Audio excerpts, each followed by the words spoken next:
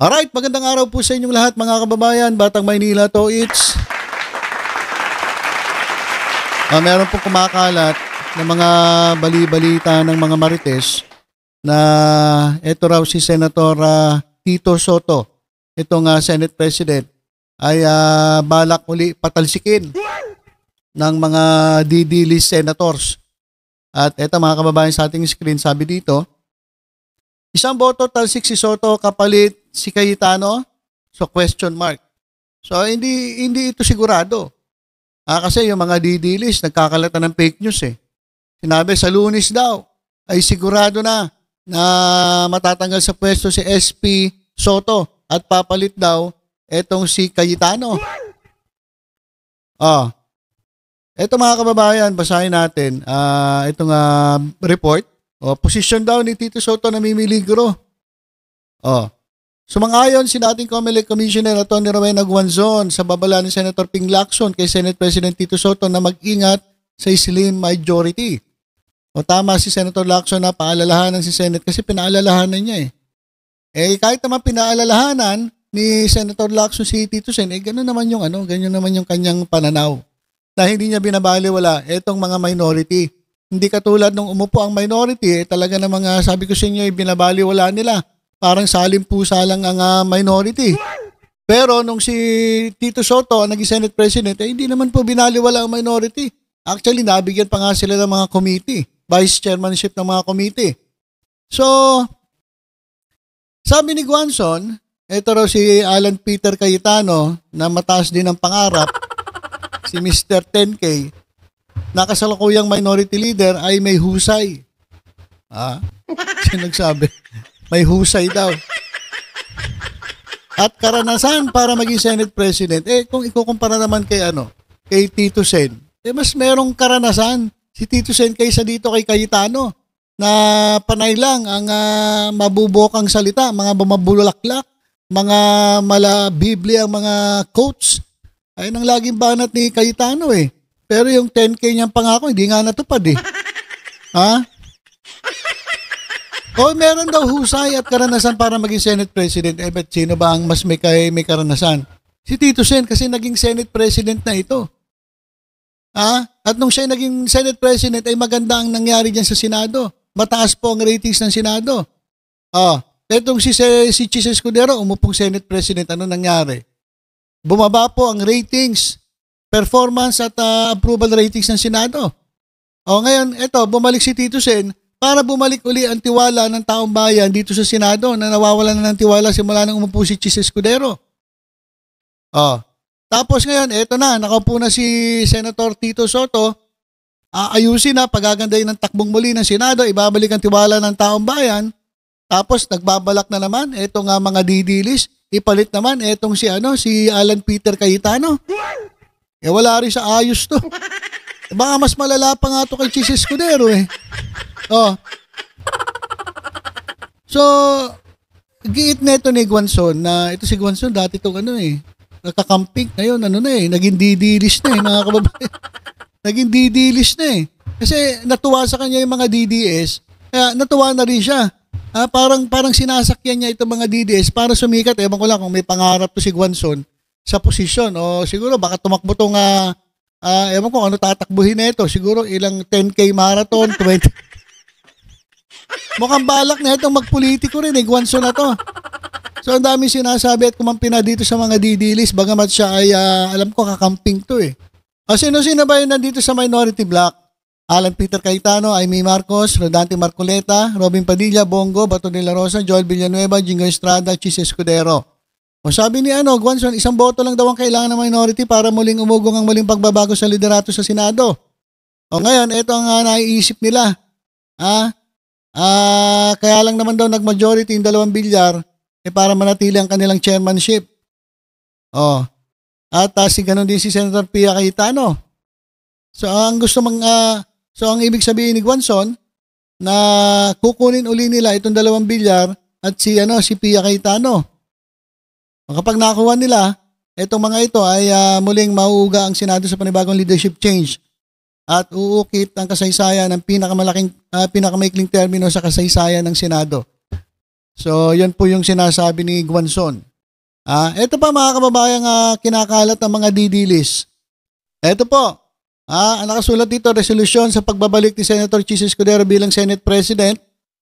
Confirm, pinirmahan na ayon kay Senator Bato de la Rosa. Ewan ko kung totoo to kasi gustong-gusto nilang maibalik si Marcoleta sa sa Blue Ribbon Committee. Kasi gusto nilang gawing state witness itong Diskaya. Pero yun yung mga kababayan nagagalit yung mga didilis dahil hindi pinirmahan ni SP Soto yung application ni Diskaya na maging state witness at mapailalim sa sa witness protection program. Kaya naman pala pinagpipilitan nila yon mismong si Marcoleta ang nagsuggest kay Diskaya na gagawin niya itong state witness. At ang hinanap lang na report, ang i-disclose niya lang, ang ibubulgar niya lang ay from 2022 hanggang 2025. Paano naman yung 2016 hanggang 2022? So ano yon? Gusto mong gawin na state witness itong Diskaya at banatan itong panahon ni Presidente Bongbong Marcos? 2016 pa nagsimula si Diskaya. So pinagtatakpan ninyo ang mga Duterte? Ayun po yung sinasabi ng ating mga kababayan. So yung sabi nga ni Luistro nung natanong si Diskaya, meron itong merong selective amnesia. Kaya naman pala ganoon kasi mismo daw si Marcoleta ang nagsabi, Senado raw ang nag-request sa kanya na yun lang ilabas niya mga data. Kaya pala. So doon pa lang nabubuko na talagang yung 2016 hanggang 2022 hindi ibubulgar ni Diskaya dahil nga pinagtatakpan nila etong mga Duterte. So ito, gusto na yung ibalik si Marcoleta para bumalik sa Blue Ribbon. Para yun, tuloy-tuloy yung gusto nila mangyari. Kasi sa panahon ni Senator Tito Soto, hindi nga tinanggap si Diskaya kasi nga paano mo gagawing state witness, paano mo gagawing o paano protektahan ito ng gobyerno kung ito ay hindi nagsasabi ng kumpletong totoo. Dapat kumpletong totoo. Nagsasabi siya ng totoo, sabihin na natin. Nagsasabi siya ng totoo, pero kulang Nagbubulgar siya ng mga involved na mga congressman noong 2022 hanggang 2025. Tinanong siya kung may senator na na kasabwat. Wala daw. Ligtas na nga raw si Jinggoy Di ba?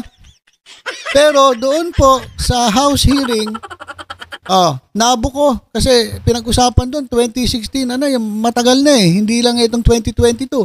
Noong mga panahon na yon, ang nakinabang ay mga congressman at meron ding senatong.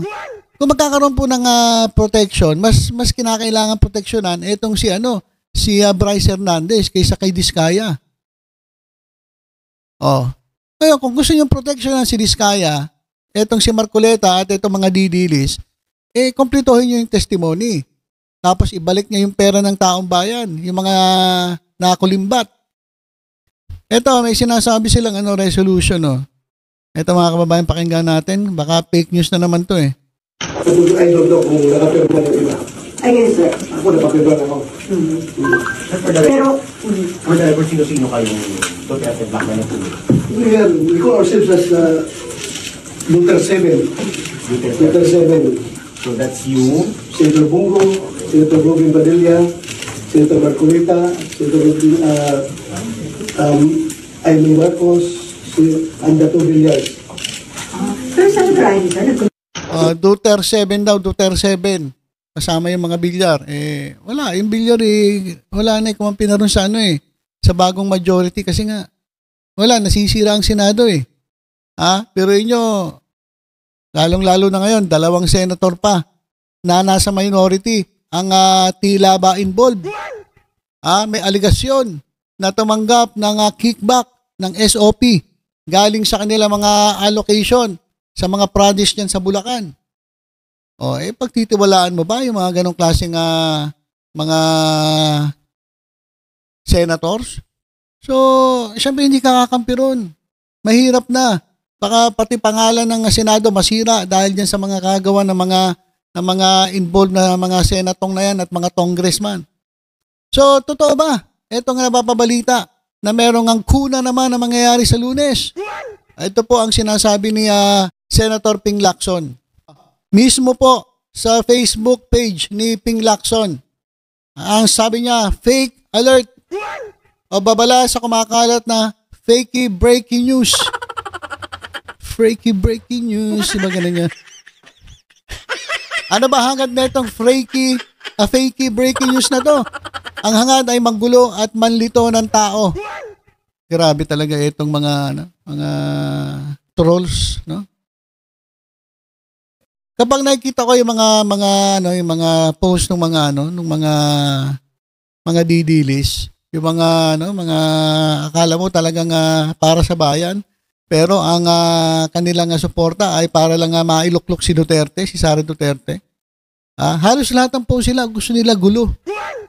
Gusto nila pumunta sa kalsada, manggulo, magingay, gayahin daw ang Indonesia, gayahin daw ang Nepal. Tingnan ninyo, kung mahal ninyo ang inyong bayan, hindi niyo papayagan na maging katulad tayo ng Indonesia at Nepal. Oh. Kaya nagpapakalat sila ng sari-saring mga fake news katulad na ito. Oh, ano hanggang dito? Manggulo, manlito ng tao, masama ang hangarin, palihim ang kilos, desperado. Oh. Ayun nga talagang angkop na salita, desperado na itong mga didilis na ito. At foul at fake news na ito. O ano ba yung fake news na yan? Meron na raw Senate majority block dahil baka raw may sakaling tumalon at pumirma na kumampi uli dun sa minority block. Ha? Ito yung report kasi, Senate Minority Leader Alan Peter Cayetano secures number of Senate presidency. O nakakuha na raw ng pirma. O sabi ni Ping Lacson, peke, intended to deceive and confuse. Underestimating the intelligence of the new Senate Majority Bloc. Nagbabakasakaling may tumalon at magpirma. Malevolent, underhanded, foul, and desperate. Kung may song na achy breaky hearts, ito naman, fakey breaky news. Ayan po ang statement o sinabi ni Senator Ping Lacson. Napaka-desperado na nitong mga didilis, nitong Duterte Bloc na gumagamit na ng mga trolls, mga keyboard warriors, nagpapakalat ng fake news na sinasabi na meron ng numero etong minority para mapatalsik na naman sa pwesto si Senator Tito Soto. Yan naman po ay fake news. Hindi po yan totoo. Pampagulo lang po yan. Talagang wala. Kahit kailan talaga, etong mga didilis, ang gusto gulo. Okay, so yan mga kababayan yung ating update. Fake news po. At hindi po totoo. Wala pong katotohanan na magkakaroon po ng panibagong coup. Yan po sa Senado. Sabi kasi nila sa Lunes. So, tingnan natin sa Lunes. Pero sa ngayon, wala pong ganong pangyayari. Kasi nag-uusap-usap po yung mga yan eh. So, hindi po totoo yung kumakalat na chismis na pinapakalat ng mga trolls ng mga didilis. Alright, so ilan po muna mga kababayan ng ating update. Tutok-tutok lang po dito sa Batang Maynila. Ingat po tayong lahat. God bless po.